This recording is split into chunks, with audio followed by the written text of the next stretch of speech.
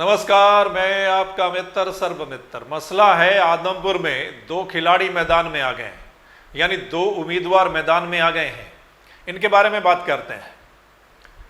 एक तो आम आदमी पार्टी ने उम्मीदवार का ऐलान कर दिया है और दूसरा बीजेपी ने ऐलान कर दिया है।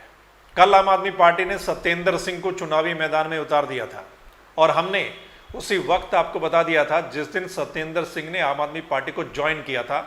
हमने उसी दिन आपको बता दिया था कि आम आदमी पार्टी सत्येंद्र सिंह को टिकट देगी, क्योंकि अगर सत्येंद्र सिंह आम आदमी पार्टी में जा रहे हैं तो यही बात पक्की हुई होगी कि सत्येंद्र सिंह को टिकट मिले। सो सत्येंद्र सिंह को टिकट मिली है, वो चुनाव लड़ेंगे आपकी ओर से। वहीं बीजेपी ने आज ऐलान कर दिया है कि भव्य बिश्नोई उनके उम्मीदवार होंगे। सो कुलदीप बिश्नोई भी यही चाहते थे कि उनके बेटे को बीजेपी टिकट दे। सो कुलदीप बिश्नोई की बात बीजेपी हाईकमान ने मान ली है और भव्य बिश्नोई को चुनावी मैदान में उतार दिया है। अभी दो मुख्य पार्टियां और हैं, उनके खिलाड़ी आने बाकी हैं, एक तो कांग्रेस और दूसरा इनेलो। जब उनके खिलाड़ी भी मैदान में आ जाएंगे तभी पता चलेगा कि कौन कितने पानी में है।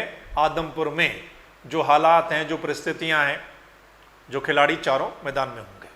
लेकिन फिलहाल इन दोनों की बात करते हैं, सत्येंद्र सिंह और भव्य बिश्नोई।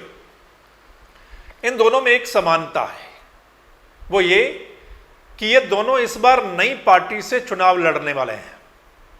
आपको पता है इससे पहले ये दूसरी पार्टियों में होते थे। सत्येंद्र सिंह 2014 में चुनाव लड़े थे कांग्रेस की ओर से, आदमपुर से 10,000 के करीब उनके वोट आए थे। उसके बाद हालांकि वो बीजेपी में गए, लेकिन इस बार वो आम आदमी पार्टी की ओर से चुनाव लड़ेंगे। वहीं भव्य बिश्नोई, आपको पता है पिछली बार कांग्रेस की ओर से चुनाव लड़े थे, लोकसभा का चुनाव वो लड़े थे, लेकिन इस बार बीजेपी की ओर से वो चुनाव लड़ेंगे। चलिए इन दोनों की बात कर लेते हैं। दोनों लोकल हैं, यानी कि सत्येंद्र सिंह भी लोकल हैं आदमपुर के और बिश्नोई परिवार भी लोकल है। हालांकि वहां पर रहते नहीं हैं, लेकिन माना जाता है कि वो लोकल है। अब बात करते हैं कि क्या क्या प्लस पॉइंट है इनके, क्या क्या नेगेटिविटी है, नेगेटिव हो सकता है, वो बात करते हैं। क्या है कि सत्येंद्र सिंह, आपको पता है, पहले काफी समय कांग्रेस में रहे। 2014 का चुनाव भी लड़ा, लेकिन 10,000 के करीब वोट आए, वो हार गए। उस वक्त भी बीजेपी की लहर थी और उसके बाद वो बीजेपी में चले गए, इस बार आम आदमी पार्टी की ओर से। सो प्लस पॉइंट ये है कि वो लोकल हैं, वहां के लोकल कैंडिडेट एक माना जाता है कि यहाँ का लोकल कैंडिडेट हो और पहले चुनाव लड़ने का उनको एक्सपीरियंस भी है और चर्चा है कि वो लगातार लोगों के बीच में जाते रहे हैं इस दौरान। लेकिन नेगेटिव क्या हो सकता है? नेगेटिव ये हो सकता है कि इस चुनाव में वो कांग्रेस को भी कोसेंगे, वो बीजेपी को भी कोसेंगे, यानी कि उन पर वॉर किया जाएगा, प्रहार किया जाएगा। और वो पहले इन दोनों पार्टियों में रह चुके हैं, यानी कि जिन पार्टियों में वो रह चुके हैं अब उन्हीं के खिलाफ उनको चुनाव लड़ना है, उन्हीं के बारे में बोलना है ना। सो यही कहा जाता है कि दल बदल, उन्होंने भी दल बदल किया है और अब वो चुनाव लड़ेंगे। दल बदल बिश्नोई परिवार ने भी किया है। उनका प्लस पॉइंट ये है बिश्नोई परिवार का, भव्य बिश्नोई का, कि वो भी लोकल माने जाते हैं और आदमपुर को भजनलाल का इलाका माना जाता है, उनका गढ़ कहा जाता है। सो ये उनका प्लस पॉइंट है।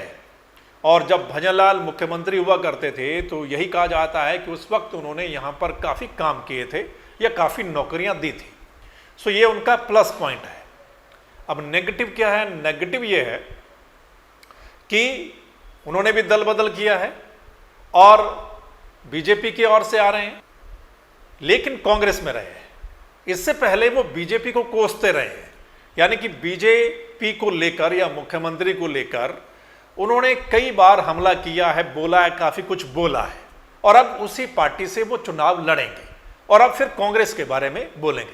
यानी पहले वो कांग्रेस की तारीफ करते थे, बीजेपी को कोसते थे, अब वो क्या करेंगे कि बीजेपी की तारीफ करेंगे और कांग्रेस को कोसेंगे।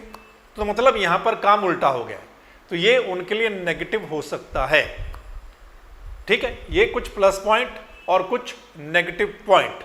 हालांकि चुनाव जो है वो अलग तरीके से लड़ा जाता है, अलग तरीके की यहाँ पर धारणाएं होती हैं और लोग भी जो वोट करते हैं वो एक तरीका अलग ही होता है। कुछ पता नहीं लोग किस बात को लेकर क्या देखकर वोट करते हैं, ये आपको भी पता है। और चुनाव में जो मुद्दे होते हैं वो पीछे रह जाते हैं, बाकी चीजें काम करती हैं। ये आपने देखा होगा, क्योंकि हमारा यहाँ पर स्ट्रक्चर ऐसा है, इंडिया का माहौल ऐसा है, हरियाणा का माहौल ऐसा है कि यहाँ पर मुद्दों पर चुनाव नहीं होता है। यहाँ पर कुछ और देखा, यहाँ जाति पाति देखी जाती है, वर्ग देखा जाता है, इलाका देखा जाता है, लोकल है नहीं है, और भी कई चीजें देखी जाती हैं। खैर वो तो वक्त बताएगा जब यहाँ के नतीजे आएंगे। लेकिन कुल मिलाकर भव्य बिश्नोई यहां से चुनाव लड़ रहे हैं। और एक और बात भव्य बिश्नोई के बारे में कि जो पिछला लोकसभा का चुनाव हुआ था उसमें भव्य बिश्नोई आदमपुर से हार गए थे। ठीक है, आदमपुर से वो पिछड़ गए थे, उनको करीब 36,000 के करीब यहां से वोट मिले थे आदमपुर हल्के से, और वो तकरीबन 23,000 के करीब जो हैं वो पीछे रह गए थे बीजेपी के कैंडिडेट से। यानी ब्रिजेंद्र सिंह जो चौधरी बीरेंद्र सिंह के बेटे हैं, वो उस वक्त चुनाव लड़ रहे थे, आपको पता होगा। उस वक्त ब्रिजेंद्र सिंह थे, दुष्यंत चौटाला थे, भव्य बिश्नोई आमने सामने थे, और मोदी लहर थी, है ना। तो उस वक्त भव्य बिश्नोई आदमपुर के हल्के से भी चुनाव हार गए थे। ठीक है, जो उनका इलाका कहा जाता है, और तकरीबन 23,000 के वोटों के करीब वो यहां से पिछड़ गए थे ब्रिजेंद्र सिंह से। सो अब देखना होगा, हालांकि लोकसभा और विधानसभा का जो चुनाव होता है वो अलग अलग होता है, माहौल अलग होता है, क्या होगा। लेकिन ये तभी तस्वीर साफ होगी आदमपुर की जब सभी पार्टियों के उम्मीदवार चुनावी मैदान में आ जाएंगे और जब चुनाव प्रचार शुरू हो जाएगा तभी पता चलेगा। और अभी क्या है कि कांग्रेस मंथन कर रही है, अभी इनेलो मंथन कर रही है, और अगले 2-3 दिन उनको लग सकते हैं। यानी कांग्रेस का उम्मीदवार आने में अगर 2-3 दिन लग सकते हैं, इनेलो का उम्मीदवार आने में 2-3 दिन लग सकते हैं, और जब ये सारे आ जाएंगे तो तब फिर एनालिसिस करेंगे चारों फेस जो हैं, कौन कितने पानी में है, कौन सी पार्टी कितने पानी में है, किसको क्या फायदा नुकसान इस चुनाव में हो सकता है। आपकी राय क्या है आप जरूर बताइएगा कमेंट करके इस वीडियो पर। आपको क्या लगता है, ये जो 2 मेन खिलाड़ी पहले आ गए हैं आम आदमी पार्टी की ओर से और बीजेपी की ओर से, और बीजेपी आपको पता है कि सत्ता में बैठी पार्टी है। ठीक है, सो 2 मेन खिलाड़ी आ गए हैं। इन दोनों खिलाड़ियों के बारे में आपकी राय क्या है, आपने देख लिया इस एनालिसिस को, आप क्या कहेंगे कमेंट लिखकर बता दीजिएगा। और अगर आप चाहते हैं कि सही एनालिसिस, सही चर्चा आप लोगों तक पहुंचे, रिपोर्ट आप लोगों तक पहुंचे, तो फिर आपने इस चैनल यानी द मसला को लाइक, सब्सक्राइब, फॉलो कर लेना है, ताकि जो हमारी अगली रिपोर्ट हो उसका नोटिफिकेशन आप तक पहुंच जाए और आप वो देख सकें।